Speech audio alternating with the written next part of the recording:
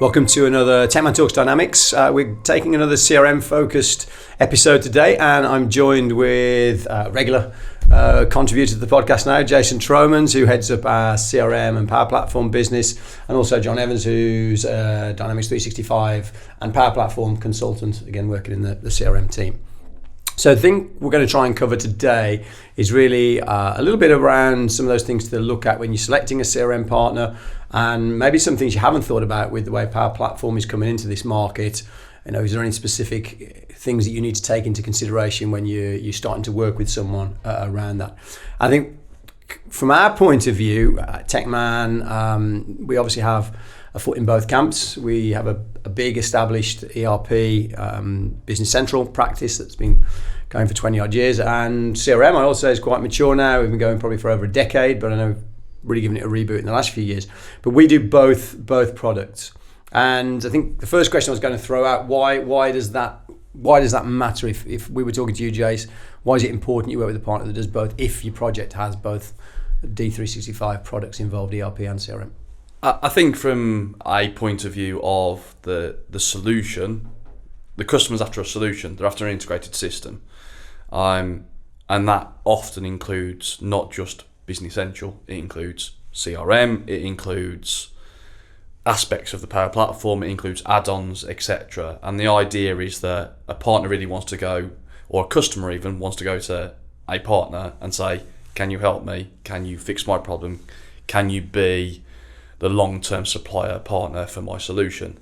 And I think in our industry, we've both seen it over the years where we've seen that Microsoft tried to, probably 8-10 years ago, tried to encourage partners that were only Navision, now Business Central focused, to take up CRM. Mm-hmm. And they also looked at the CRM partners and say, why don't you take up Navision, Business Central? And it didn't quite really take off from my kind of looking at what happened. And then kind of 4 or 5 years ago, you're probably seeing more of a, well, why don't you partner instead with other organisations that do the other bits that you don't do? So I have Business Central practice. Will you be my arm for the CRM practice? Now, how do they pitch that? Well, they might still be business A, and it's kind of the other CRM business comes in and just subcontracts themselves. Yeah. Or are they completely transparent and say, we've got two businesses, and here you'll get your CRM from this one and your BC from this one. For us, we've always played on the we can do both. We know how the integration works to both. As such, it's good points and it's pitfalls. So I think from our point of view, when people are after an integrated business system, the reality is surely the best approach is to choose a single partner that can do both. And then it's one of those where it's probably worth mentioning is that CRM these days encompasses a lot of apps. Microsoft calls it customer engagement as such as the whole suite. But you've got things like sales, customer service, marketing that we've discussed on other podcasts. And then we've got things like field service, HR, fraud protection. The list kind of goes on in the past kind of couple of years where Microsoft brought these apps out. Again, what partners do all those apps? I think it's fair to say we don't do them all. Mm-hmm. We've had customers that have used field service, but by default, the majority of our customers are sales, marketing, customer service. But then the other ones, you can't be an expert in everything as well. So it's trying to pitch that level to be honest to the customer and give a solution, and at the same time show that we can fix a problem as well. Yeah, I think that was one thing that popped into my head when you're talking about that. It's great to have a partner that claims to do everything, but surely the other side of that argument is, would it be better to work with an expert in Business Central and an expert in customer engagement rather than someone who's trying to be a jack of all trades? So there's just because you got the badge up on the door, people should be doing their checks to make sure that partner is credible in both products. Agreed. I think obviously from Tecman's point of view, we've definitely got, and we've always had the approach that it's two very different dedicated teams. They might overlap as they work with each other on projects and get to understand both sides of the fence, but ultimately CRM and Power Platform is CRM and Power Platform, and that's the skill set that they're mastering, and Business Central is a separate skill set that they're mastering.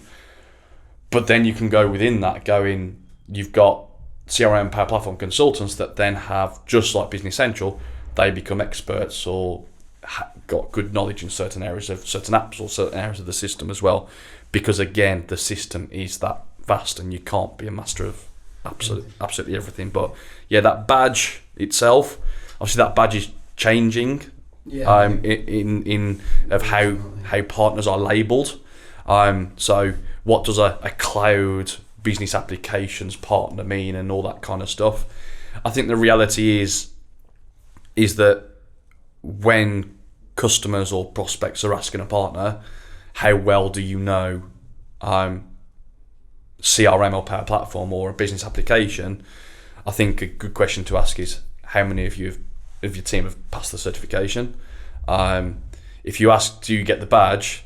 That's not always the right question in my mind, because that badge affects us probably more than it affects the customer in terms of things like revenue, customer ads, that kind of stuff. Whereas the knowledge around the certifications is that they're every year, you have to renew.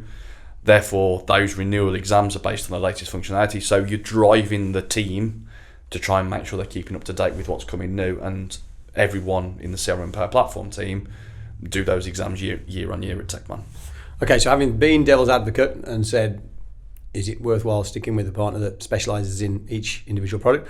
I guess one of the big plus points, and you've touched on it in your first answer, is obviously it's that single throat to choke. If there's a problem with your system, and people will buy a solution, and yes, it's got customer engagement here and it's got Business Central there. Yeah. But when they meet, if there's a problem, who's picking up support if you've got multiple partners? One partner's going to obviously look at it, but how long does it take before they can ascertain that actually it was this partner's fault?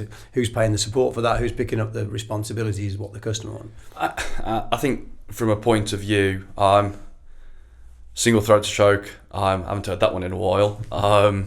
But you're right. Like I say, we as individuals, we as consultants can't be a master of everything, but opposed to waiting on a third party in a different building that works different areas and different priorities to have it in the same building. I think, John, you see it more often than not with that you're involved in CRM projects that have already gone live and they've already got integration to Nav or Business Central, as well as customers that have got a project ongoing where you've got integration on the cards, etc. How beneficial do you find it where you've got integration and you're trying to understand how Business Central's working with the business, and then trying to match that and understand what the right things to do are in CRM and vice versa, and having that ability to walk around a building or pick up a Teams call and that it's somebody at Tecman that's going to help you?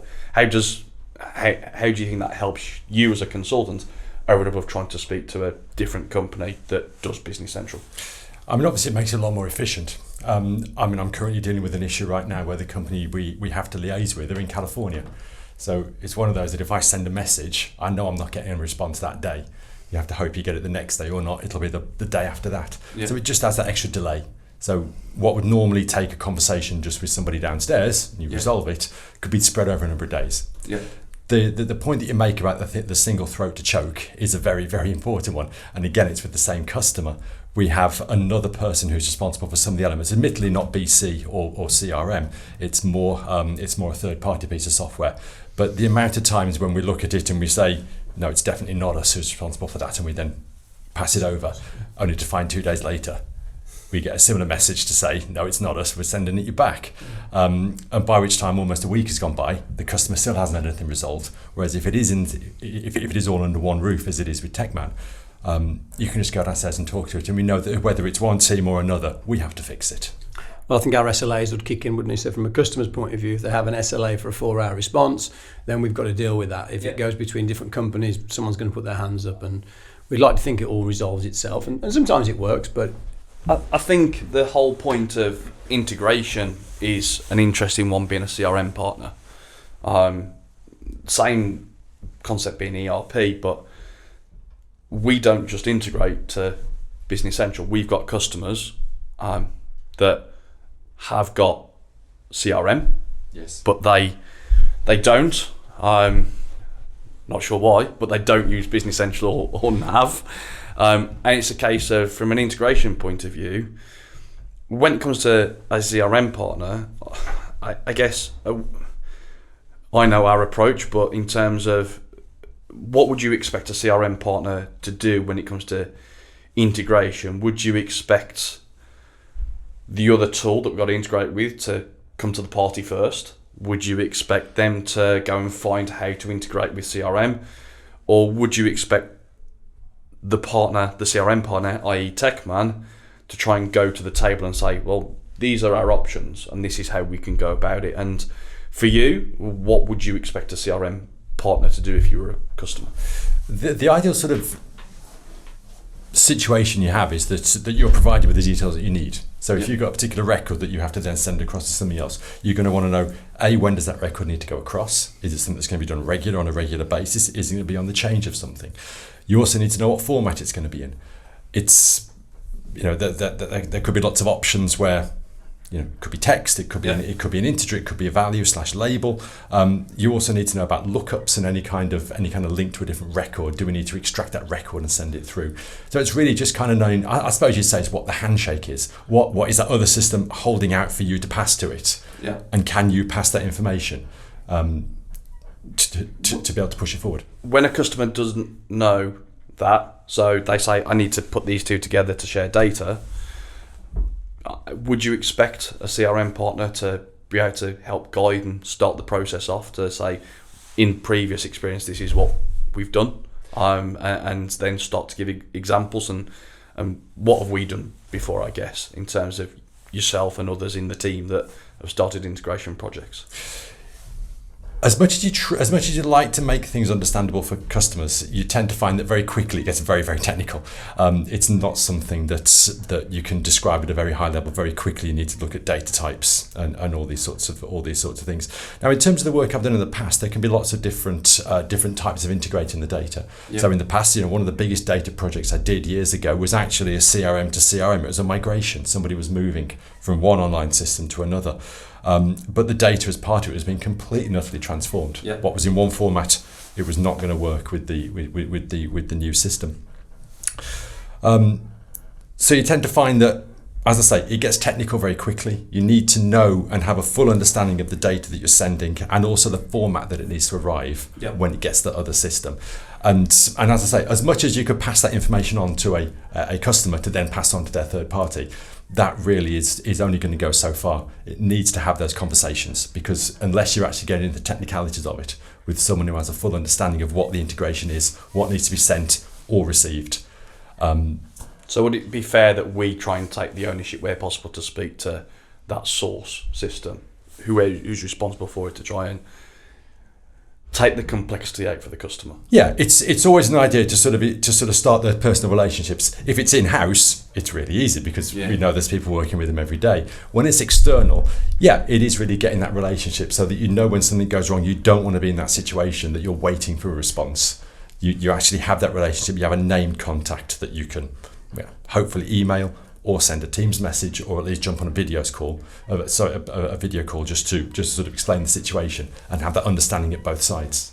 So I think whilst our responsibility ultimately, I guess, is with the customer, and that's who pays our bills, from a partner point of view into integration, we need to also be showing willing to have relationships, good working relationships with other suppliers that customer also uses, then, opposed to being only deal with the customer. That's not my problem. Yeah, absolutely. They don't need to know the sort of level that we're getting down to. It is those two partners who need to communicate. And I think from our point of view, it's a case that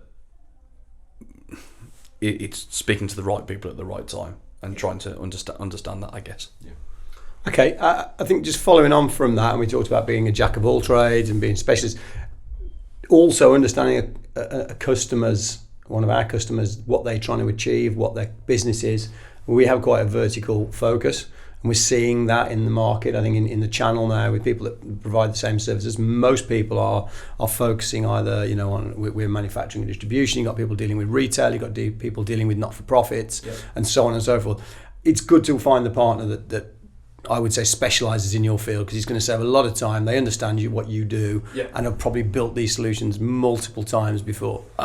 Absolutely. I think Microsoft have tried to advocate that for a very long time, and I think sometimes a customer or a prospect looking at Dynamics, they look at websites and it just talks about the usual blurb of its sales, its customer service, its marketing, etc. To demonstrate what partners like us have done is good. Case studies are good, etc. to look at. I think from our point of view, as a CRM Power Platform team, yes, the heart is manufacturing distribution of what we do. We've also got some arms that in the CRM team, we work with a lot of the Business Central customers and the new Business Central customers coming in where they want BC and CRM, but we also take CRM customers that are independent, like we said, they got other ERPs, etc. And that has led us to use and work with a couple of other industries services, i.e. if you have engineers or you are a bit of a services orientated business, we've got a few of those customers, and we've got a few not-for-profits that we've worked on over the years. But I was going to say, from our point of view, we again try not to be a jack of all trades. We try and make sure that we know what we can deliver, and whenever a customer comes to us and says, we've got this challenge, we've got this problem, and will CRM help? CRM may help, but can Tecman help?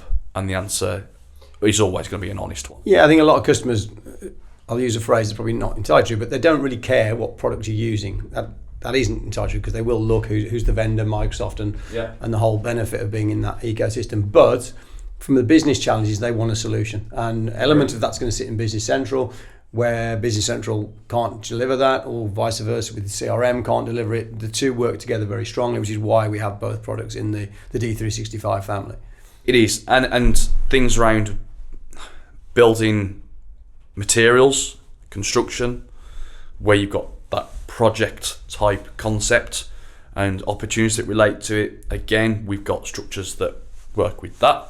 We've got details that work with samples. In terms of frameworks, we've got other functionality that we've built that is reusable.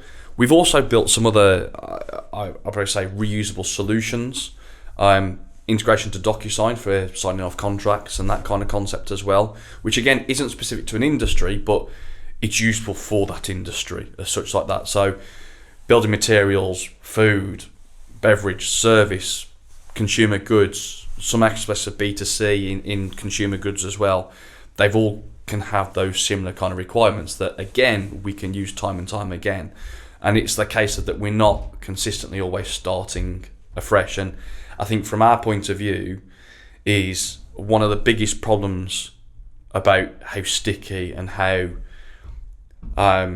resilient a CRM can be in a business is that starting point of where a business says, I need a CRM. I either don't really have one right now, or the CRM that we've got isn't good enough, and go, well, what do you want? Well, I want it to do CRM. Well, how do you want it to do? What have you done for others? And then you're starting with this concept of the blank canvas. And if you're always starting with a blank canvas, every single project that you do when it comes to CRM Power Platform, you're going to find it hard to make that sticky for the business, because you're not really delving down into problems that have been solved for similar customers that we've already got. And also that customer's not really giving you a good steer on what their problems are. So you're making a guess.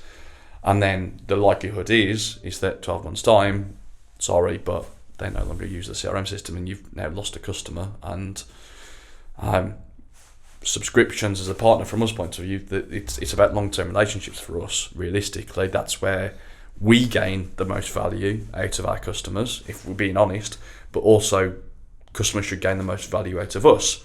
Again, in the opposite way, for long-term relationships, that we get to know them, we understand their processes, and we evolve their system with them. That quick, here's here's an opportunity for them, it doesn't fit.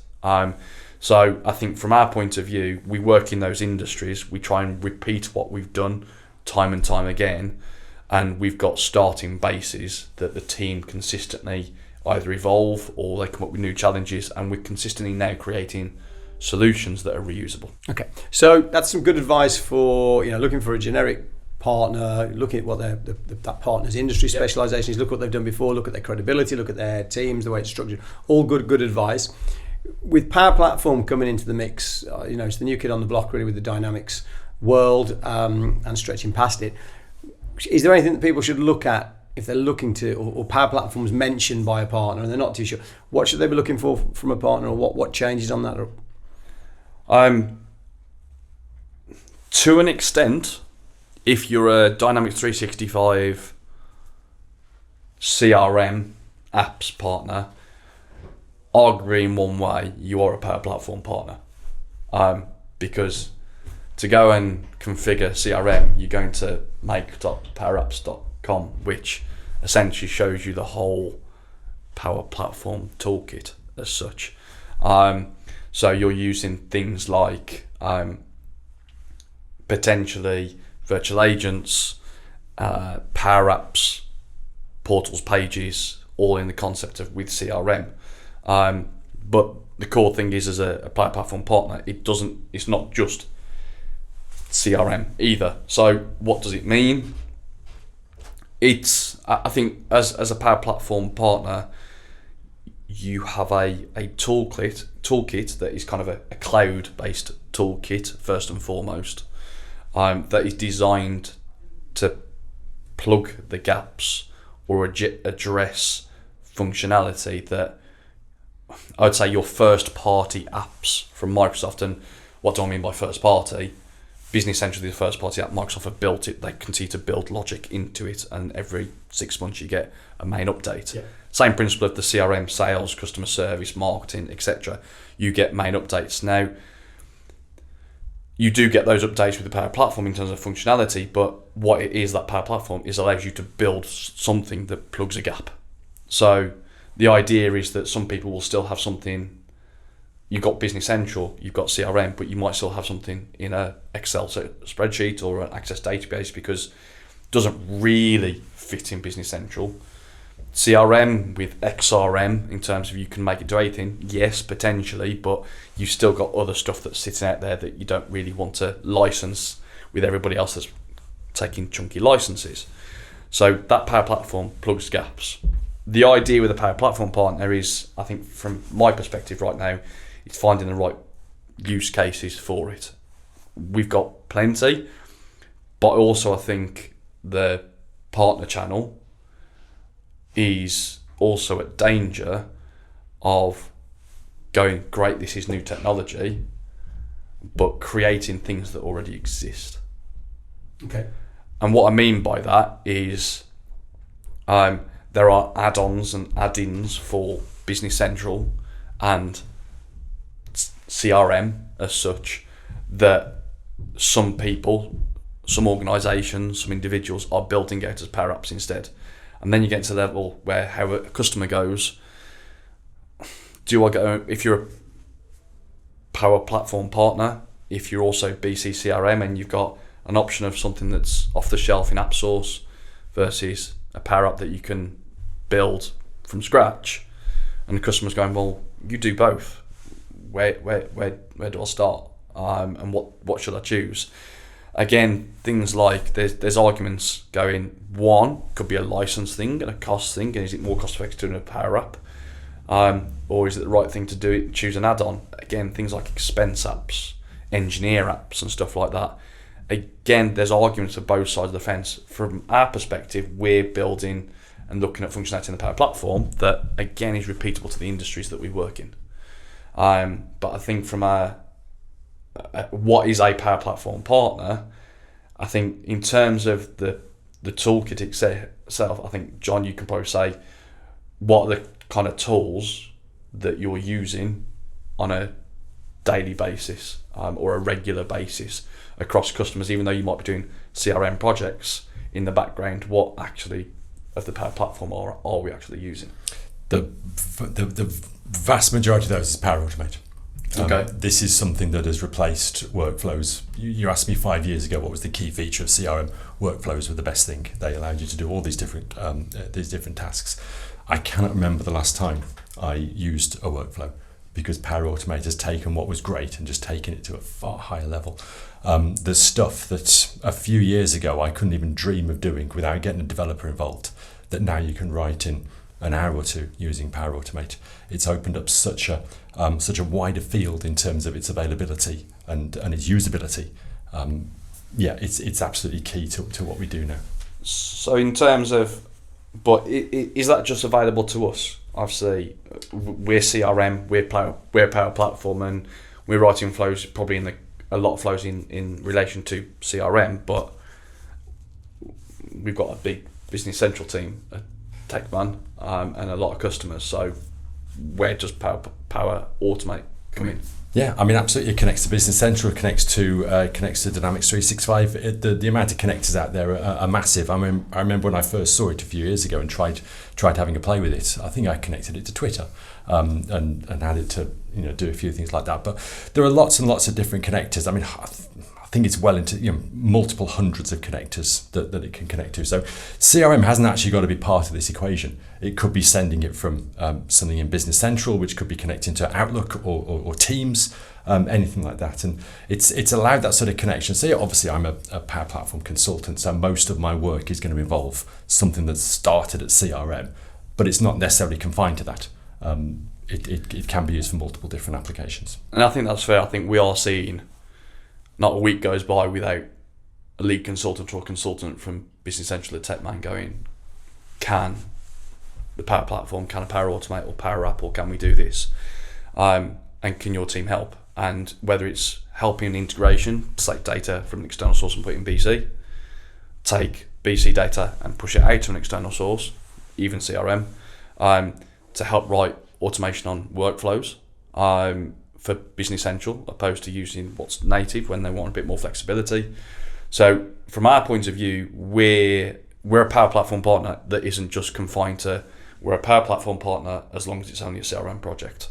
And I think that's where a partner has to come into it and go, that platform can help plug gaps that 3, 4, 5 years ago, we'd have sat there as a partner talking to a customer and gone, we don't really have an answer for you. And that's what the Power Platform gives. We can give you an answer to more of your problems now than just core ERP and core CRM. And I'm assuming from what John said that also means that we probably could have written a solution previously before we had Power Platform, but it would have been an awful lot of development with a high ticket price. Yeah. And this with Power Platform, we're getting more functionality, easier to do. You don't have to be particularly trained in one language or something like that. So we can achieve more for less for the customer in terms of what's going to be built. So they're going to get more bang for their buck.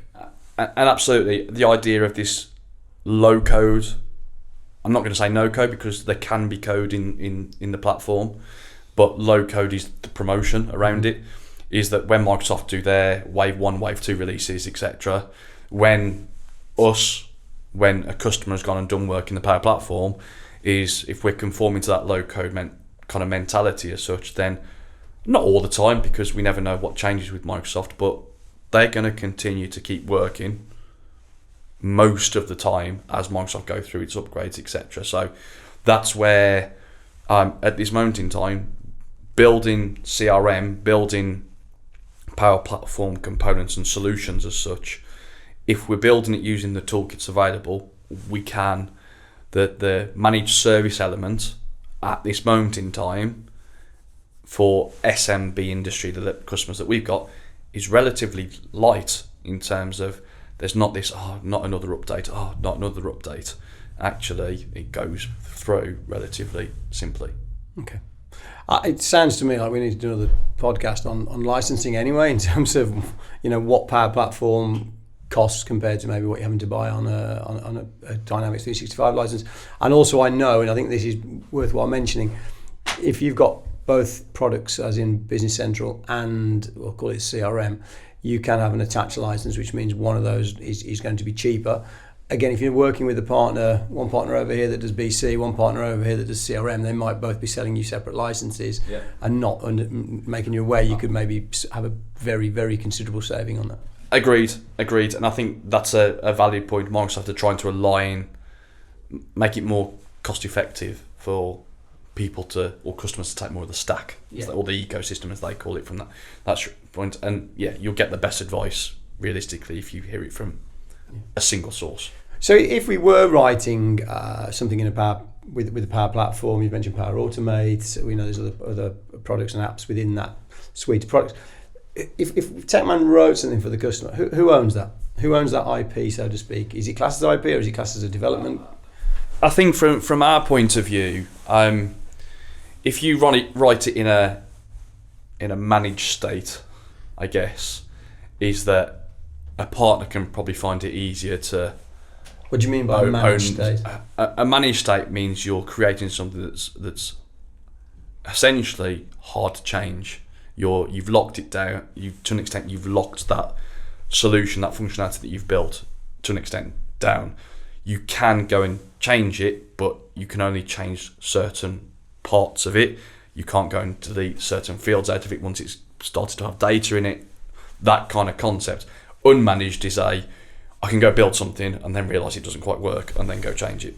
The idea is, I think, in a IP kind of way in Power Platform and CRM, I would see it personally that partners would be writing kind of managed kind of solutions. Would you agree from that perspective? Yeah. Now, and therefore they're trying to protect what they're selling and probably got a better way of saying, well, I can charge you a monthly fee for the functionality or the solution that I've just wrote. And then I can help you maintain that. So when the next update comes out, if something had changed that impacts what you've written, they're going to cover a fix potentially for you in that. Whereas if it's completely unmanaged, customer can go in and change pretty much at any time and do what they want. It's kind of free game. So then it becomes, I'd probably say, more of a framework that you start with and then you evolve out from, because what you think you want in day one may not be what you want in month 6 as such. I think from our point of view, we do more framework based solutions than we do proper apps or solutions that we charge a monthly fee for. Now, I'm not saying that is right or wrong, because there will be other partners out there that will sell this functionality for this monthly fee, and that's what you get and we'll maintain it.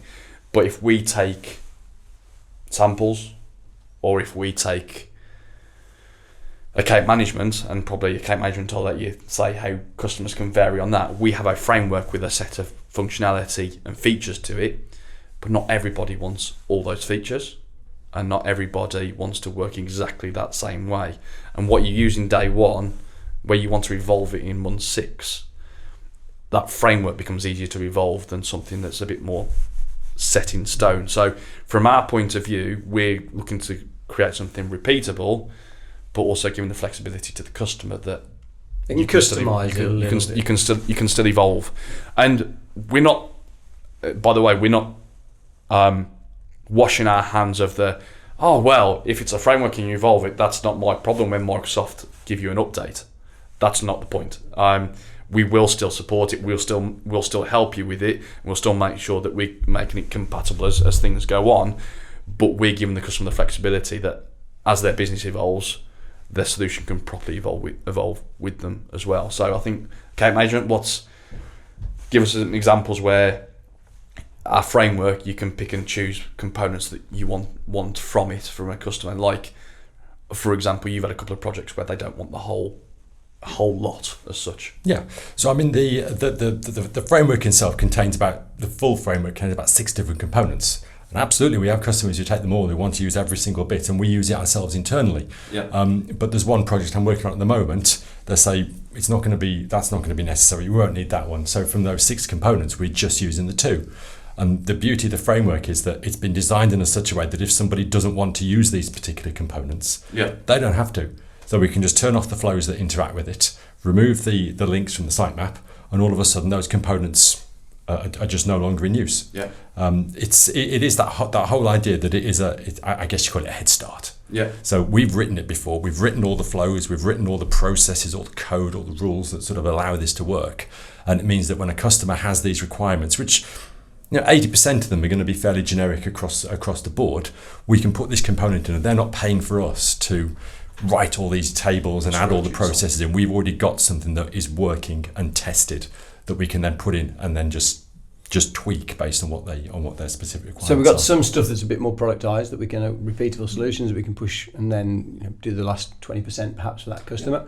Are you saying that we own the IP on that more than if somebody paid to have some custom development and the framework, and then not that that's their problem, but they've got responsibility for it more than we would do? I think in the one, if the customer pays us for our time to deliver a solution that's going to have 20% customization, changing, tailoring, whatever phrase you want to use on it, I think it's hard for any partner to say that they own the IP, because essentially you're taking that framework and building into that framework. So you can't just say, well, you're not paying us anymore, you're not a partner, you're not with us anymore, so we're taking our bit out and leaving you that. That's not going to work, and it's not going to stop the customer from going in and changing it anyway.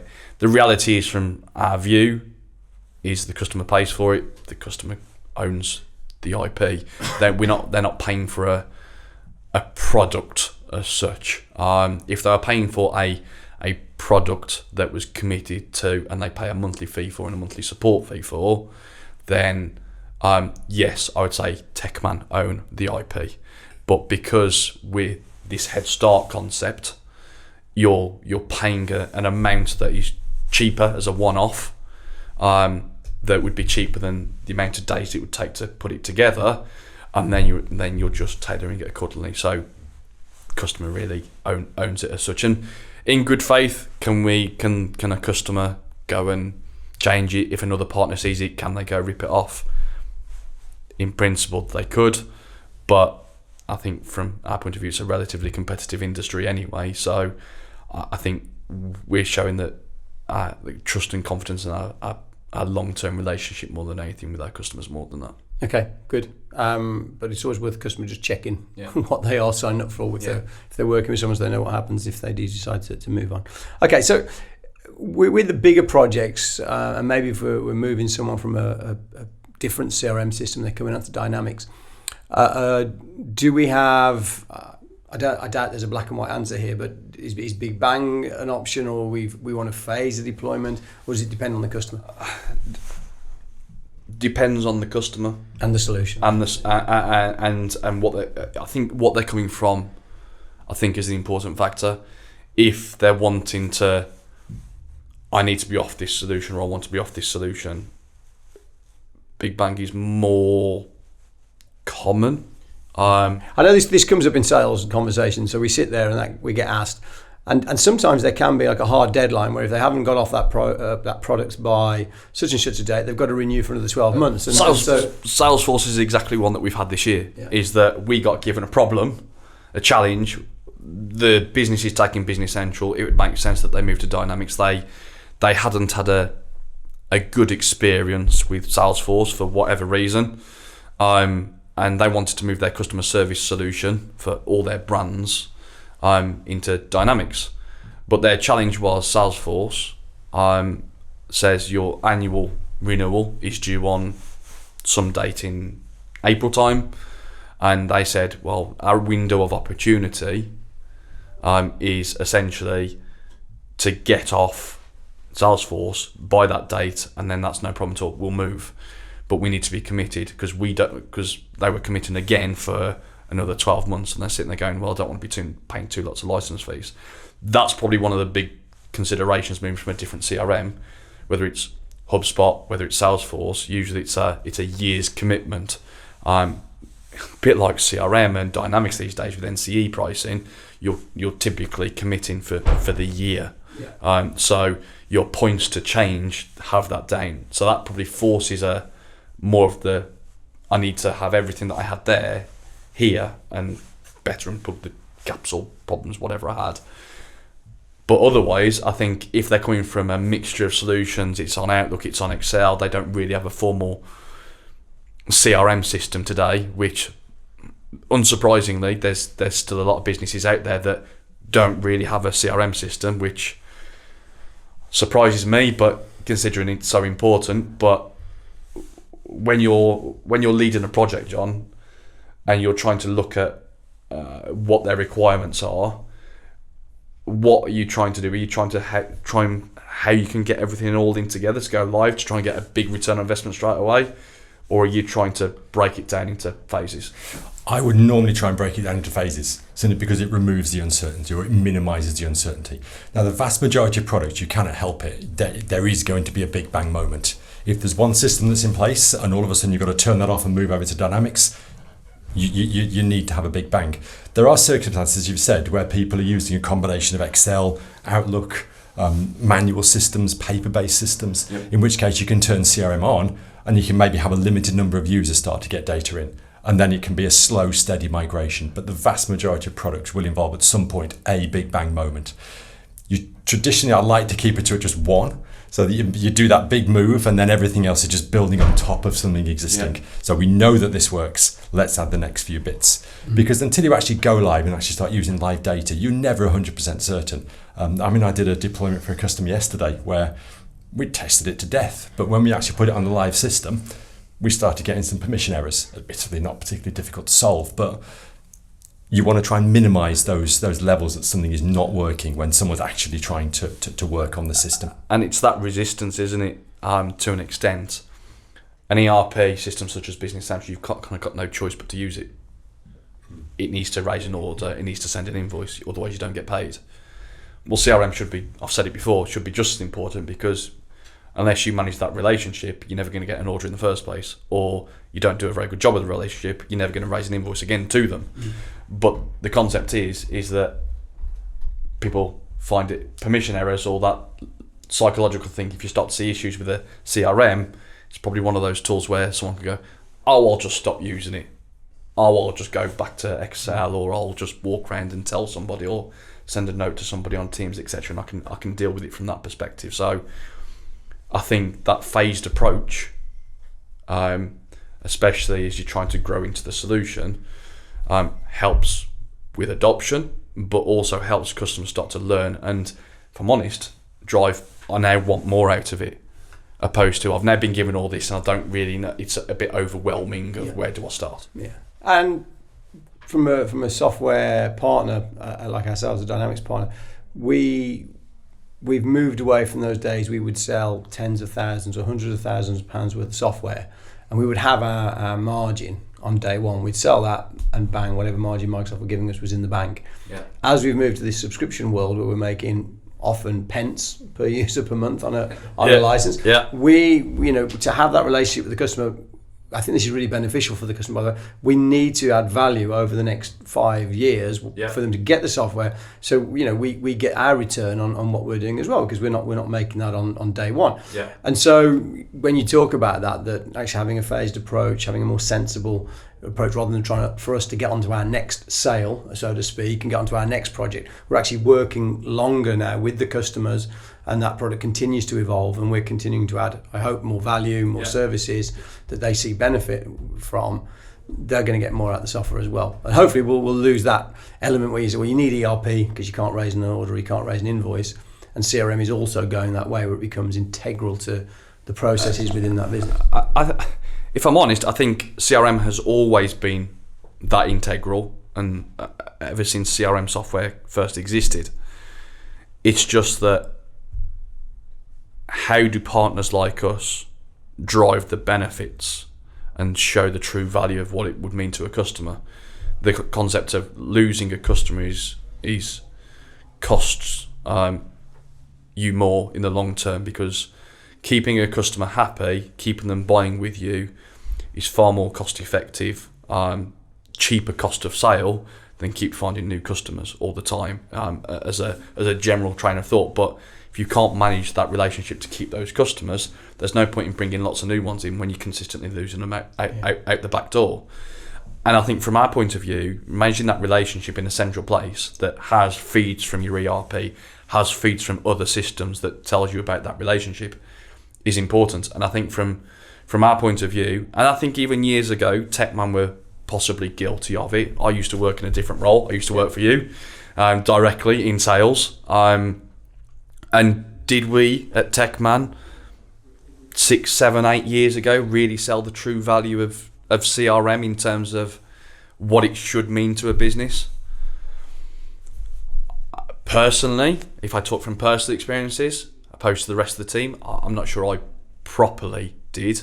It was you want a CRM system, manage your opportunities and your leads. Yeah, no problem at all, you can do that. Yeah. CRM needs to be so much more than that.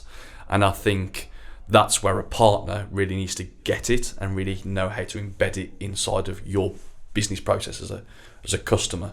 And that's where, again, like on ERP, on CRM, we are business process consultants using the right tool, not CRM consultants that just go, yeah, of course we can make it do something. Yeah. And a business process we have to understand how that business works, so much so in CRM and Power Platform.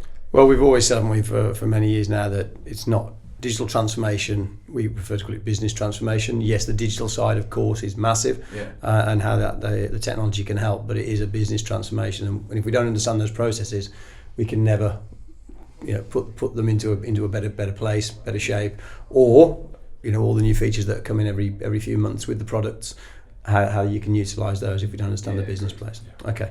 Well, I think that brings us to a conclusion, unless anybody else got anything else to add. But I think just to summarise what we've done, I think looking for a partner, there are some key things you need to look at in terms of their expertise, their knowledge, and their credibility, and also the services post sale. As we try to say, what are they going to do to maintain that, to keep that heartbeat of the products going within the customer's business, so they continue to see the benefits? Because Microsoft's pace they're going, I don't think if you haven't got dedicated teams, I don't know how you stay up to date with all the stuff Microsoft are throwing out at the moment. And the customer's paying for this, aren't they? They're paying for it on their subscription, so at least be aware of it, evaluate it, because a lot of this you're getting as part of your subscription. So choose what's going to be beneficial. Agreed. And I think for us, we do blogs. John and the rest of the team do the blogs to keep you informed of what's new. Obviously, customer days that we do, try and cover updates.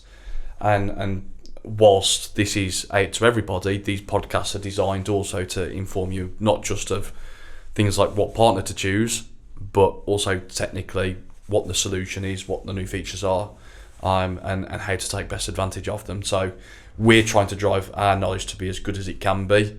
You're never going to know everything about every solution as much as we'd like to, but we try our best to keep on the pulse as much as we can. Well, I guess with that, it won't be long before we get the Wave 2 for 2022 release notes coming in August or September. So we'll be on another podcast talking about what's new in the product for the end of this year, I'm sure, really soon. Okay, Jace, John, thanks for being with us on today's episode. Really appreciate it. And thank you for watching or listening to Tecman Talks Dynamics. And I hope you'll join us for a future episode very, very soon. Thank you very much.